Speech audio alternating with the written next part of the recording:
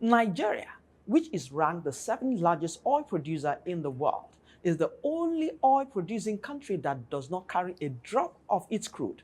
Industry statistics show that Nigeria generates an estimated annual cargo throughput of 150 million metric tons, with freight earnings in excess of $5 billion in her international trade transactions.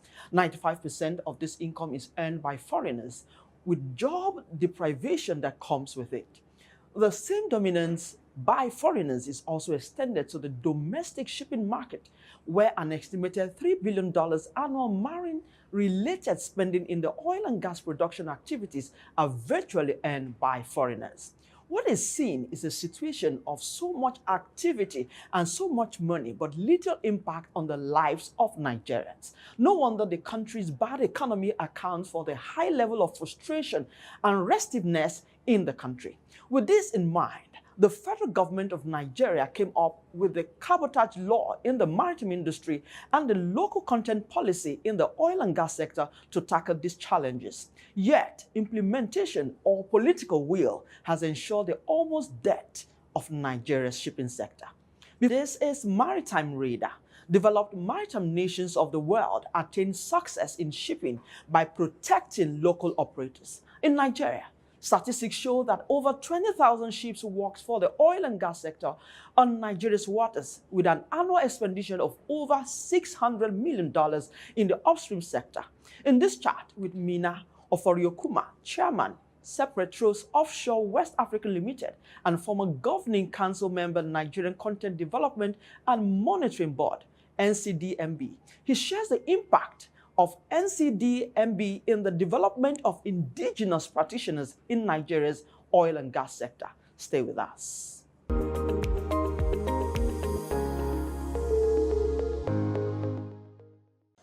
Okay, it's good to have you on the show.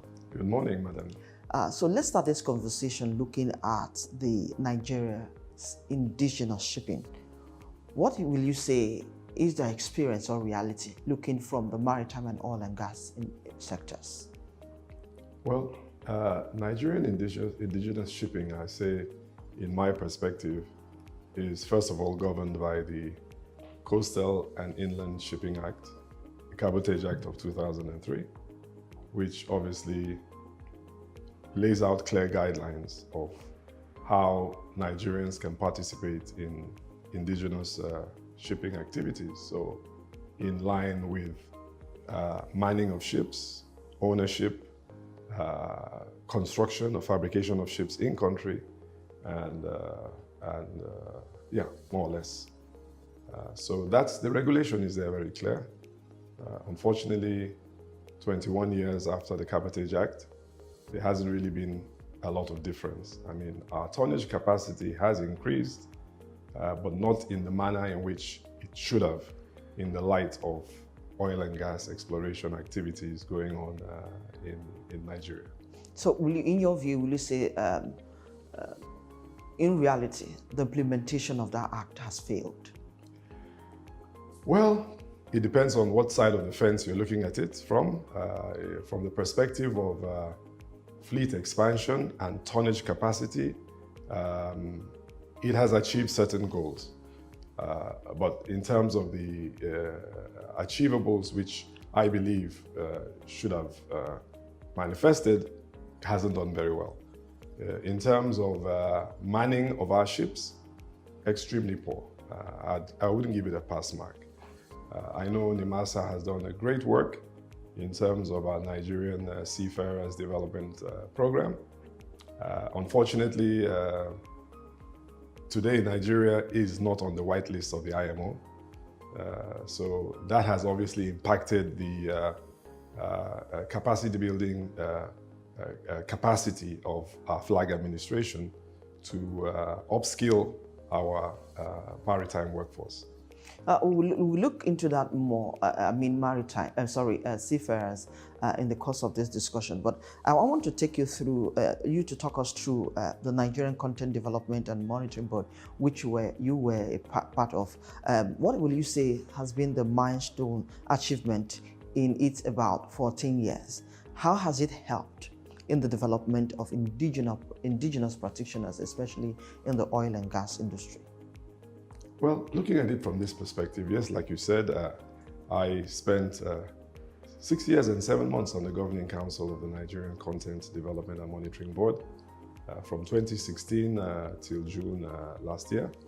And obviously, by virtue of the NOGIC Act, which came into force in 2010, a lot has changed.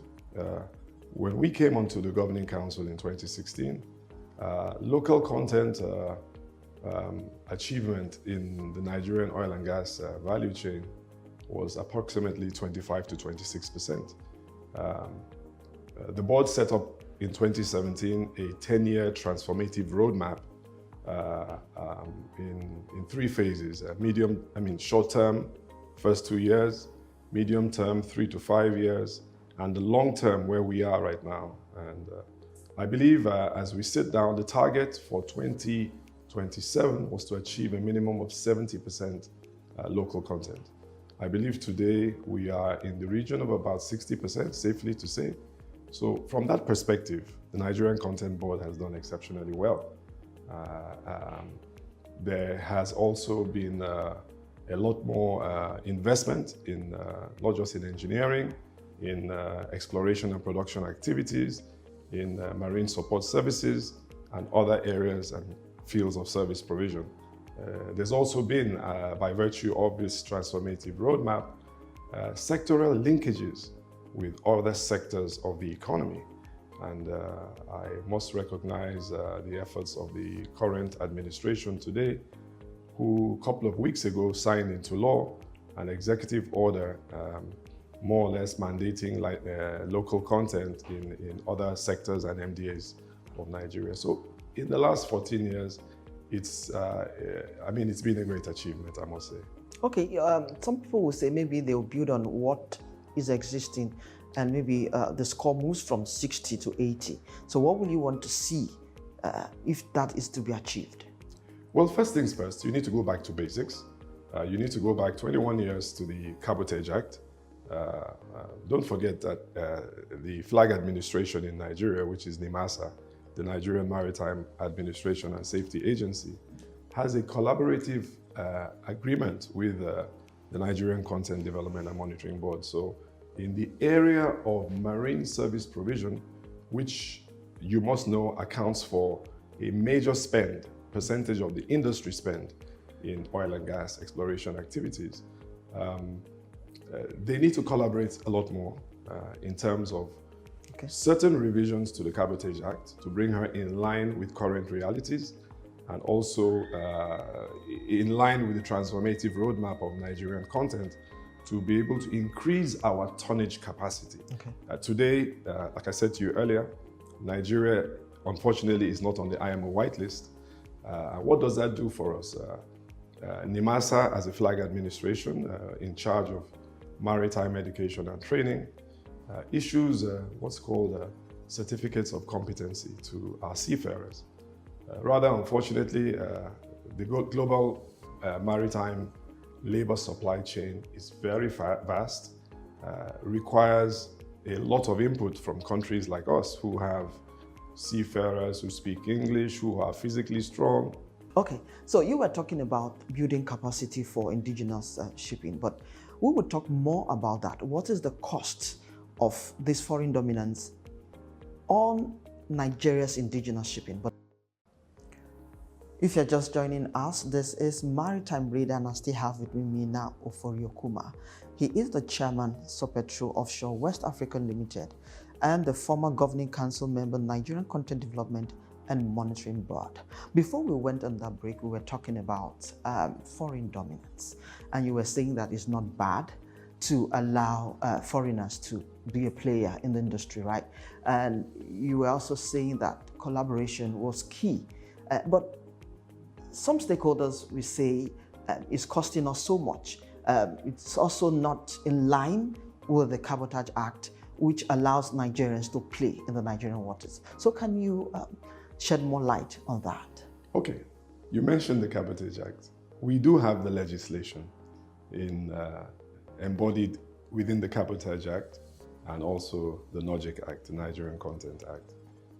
And so when I say foreign dominance or foreign participation, excuse the word dominance, I don't think that's an appropriate word. Okay. Foreign participation in the industry is not bad. It's not bad to the extent. But it has gone beyond participation, because what you see is how much do we have indigenous players in the field? I got it. It is to the extent that it is governed by extant laws, and those laws are respected from the perspective of regulatory compliance and enforcement. It's not a bad thing. Okay? But like I said earlier, when we went on the break, you leave the doors open and the cat is asleep, the rats will come in. And that's basically what is happening here, you know. So foreign participation is extremely important in the area of collaboration with indigenous operators to upskill our workforce and to have a transfer of technology and to enhance our in-country capacity. So those are the ways we are going to send out this rat, or some of the rats. Do you think we should send all the rats away or some of them? Well, like I said again, let's go back to the law. Okay, so let's go back to the Cabotage Act. Basically, what's the objective? The objective is enhance in-country capacity in marine service provision. We are not a maritime nation. Yes, we've had our own foray from the days of the Nigerian National Shipping Line. Unfortunately, it's been a bit of a bad story. A lot of banks today will not finance marine-related investments. A lot of them have been burnt. And so when we go to the law, there is a provision in the law, like it's done everywhere else in the world. It's done in Dubai, like it's done in Brazil, where you must legislate and enforce joint venture partnerships with the indigenous operators taking the lead.